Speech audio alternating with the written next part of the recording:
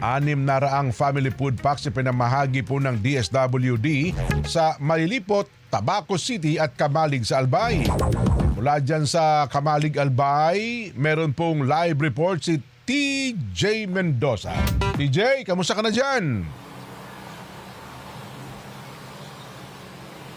Magandang umaga, Jen. Tama yung nabanggit mo kanina, pinangunahan nga ni DSWD Chief Rex Gatchalian yung pamamahagi ng relief packs, hygiene kits, maging yung sleeping kits dito sa 600 pamilya dito sa Malilipot, sa Tabaco at maging dito sa Kamalig.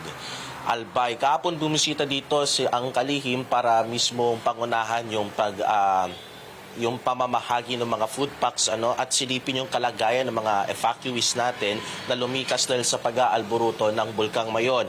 Ayon kasi sa mga evacuees natin, malaking tulong yung tulong pinansyal at tulong ng mga national government dito sa kanila dahil ang karamihan nga dun sa mga inilikas dito sa mga evacuation centers na nabanggit ko kanina ay yung mga nasa loob ng 6-kilometer radius o yung permanent danger zone.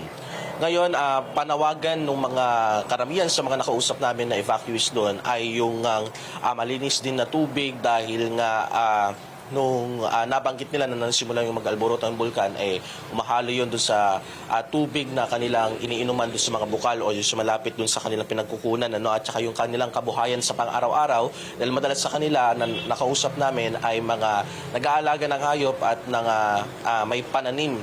Pero dahil nga nag-aalborot ang bulkan ay mukhang hindi na nila mababalikan yung kanilang kabuhayan. Samantala, pinag-iingat naman ng FIVOX DOST yung mga ilang lugar dito sa Albay dahil dun nga sa banta ng ashfall dahil pa rin sa pag-aalboroto nitong bulkan ngayon. Jen.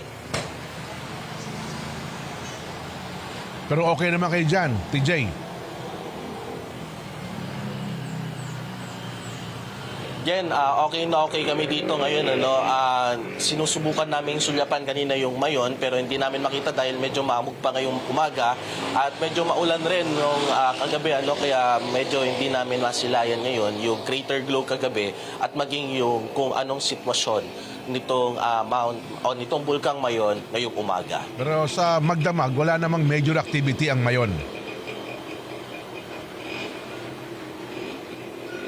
Wala naman naitala na major activity ang Mayon, pero we're going to look kung meron bang naitala ang mga pyroclastic density currents or yung uson niya na tinatawag dahil kung visually kung tayo lamang ang mag-oobserba hindi natin yun mapapansin pero baka mamaya ay may naitala pala ang FIVOX DOST. We're going to look doon sa kanilang data na ilalabas mamayang umaga.